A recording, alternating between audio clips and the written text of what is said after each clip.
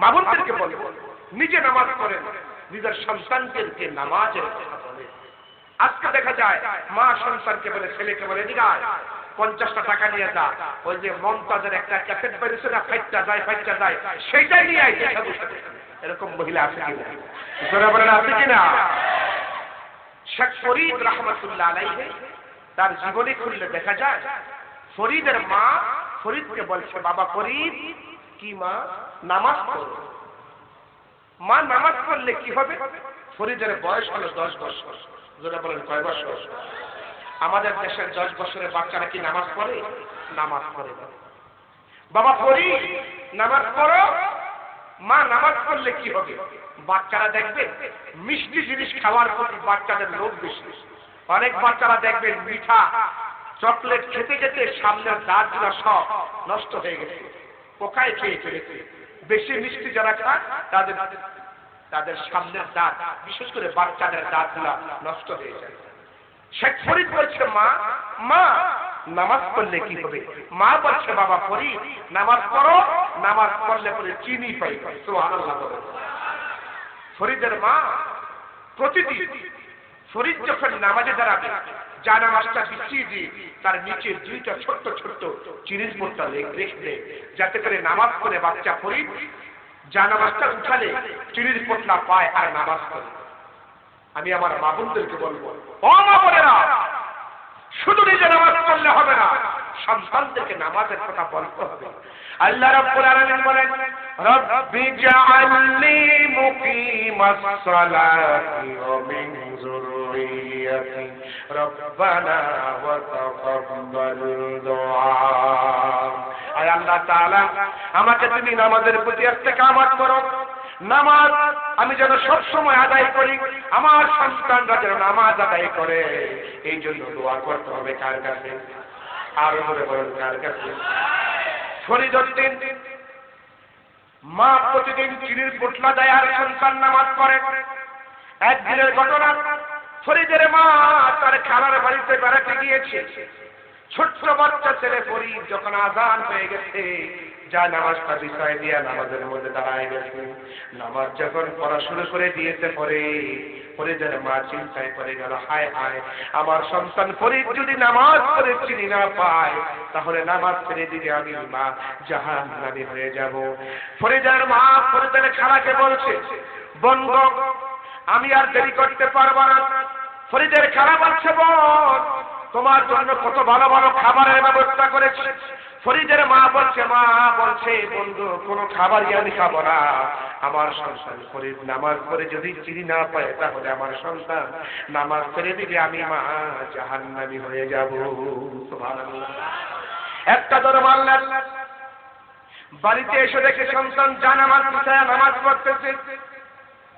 ফরিদের মা চোখের পানি ফেলে কাঁদতেছে আর বলতেছে, আল্লাহ, আমার ফরিদ যদি নামাজ পড়ে চিনি না পায়, তাহলে সন্তান নামাজ ছেড়ে দিবে। ইলহামের মাধ্যমে আল্লাহ পাক করে দিল, ফরিদের মা চিন্তা তুমি করো না, চিন্তার কোনো কারণ নাই। আমার নামাজ শিখাবার জন্য তুমি প্রতিদিন তোমার সন্তানকে 2 পোটলা করে চিনি দাও। আমি আল্লাহ পাক তোমার প্রতি সন্তুষ্ট হয়েছি, তোমার সন্তান ফরিদের প্রতি সন্তুষ্ট হয়েছি।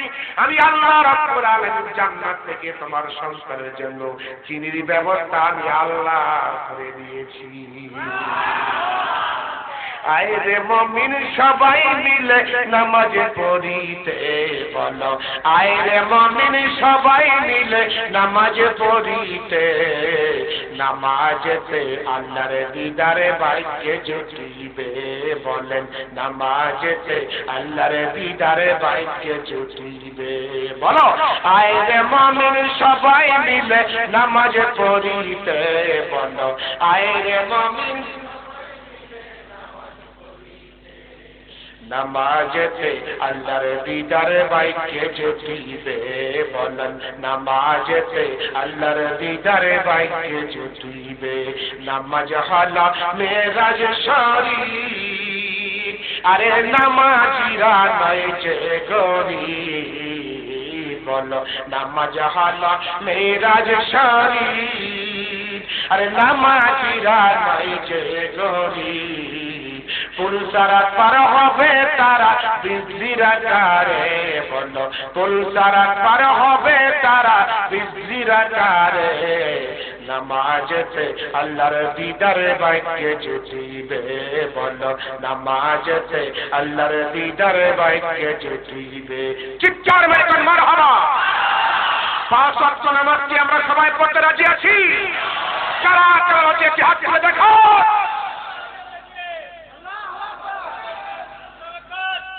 ভাইরা আমার হাত নামা। অনেকে আছে বলে হুজুর একটু নামাজ পড়ি, অনেকে বলে না একটু নামাজ পড়ি না তাতে কি আমার ঈমান চলে গেছে, এরকম বলে। হাদিস শরীফ থেকে শোনাচ্ছি আপনাদেরকে। ওয়ান আব্দুল্লাহ ইবনে ওমর রাদিয়াল্লাহু তাআলা আনহু قال قال رسول الله صلى الله عليه وسلم আল্লাহ নবী বলেন লা ঈমান লিমান লা আমানাতা লাহু, যার আমানতদারি নাই তার ঈমান নাই। ওয়ালা সালাতা লিমান লা তুহুরা লাহু, যার পবিত্রতা নাই তার নামাজ নাই। সুবহানাল্লাহ। নামাজের জন্য আগে দরকার ওযু, নামাজের জন্য কি দরকার? আল্লাহ নবী বলেন ওয়ালা সালাতা লা সালাতা লিমান লা তুহুরা লাহু, যার পবিত্রতা নাই তার নামাজ নাই। ওয়ালা দীন লিমান লা সালাতা লাহু, যার নামাজ নাই তার দিন নাই, তার ঈমান নাই। যে ব্যক্তি নামাজ পড়লো না তার ইমানদার বলে দাবি করার কোনো ব্যবস্থা নাই। দুরকম সুবহানাল্লাহ। আসসালাতু ইমাদাতুদ্দিন, নামাজ হচ্ছে ইসলামের স্তম্ভ। দিন ইসলামের স্তম্ভ হচ্ছে কি? এই নামাজ ফজরে পড়ে আজান যখন হয়ে যায় মসজিদে যায় না, ঘরে বসে বসে দোকান পাটে বসে থাকে। আল্লাহ নবী বলেন বাইনাল মুমিনি ওয়া বাইনাল কুফরি তারকুস সালাত, যে ব্যক্তি ঈমানদার, ঈমানদারের মধ্যে আর বেঈমানের মধ্যে পার্থক্য হলো নামাজ। নামাজ যে ঈমানদার সে নামাজ পড়বে, বেঈমান নামাজ পড়বে না। قد أفلح المؤمنون الذين هم في صلاتهم خاشعون, সফল কাম হবে তারাই যারা নামাজকে ভয় করে। এর মানে হলো নামাজকে আদায় করে। সুবহানাল্লাহ, আরো করে সুবহানাল্লাহ।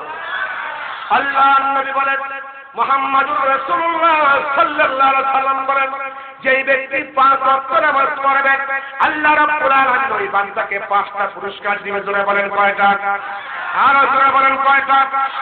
যে ব্যক্তি নামাজ আদায় করবে 5 ওয়াক্ত আল্লাহ রাব্বুল আলামিন তাকে 5টি পুরস্কার দিবে।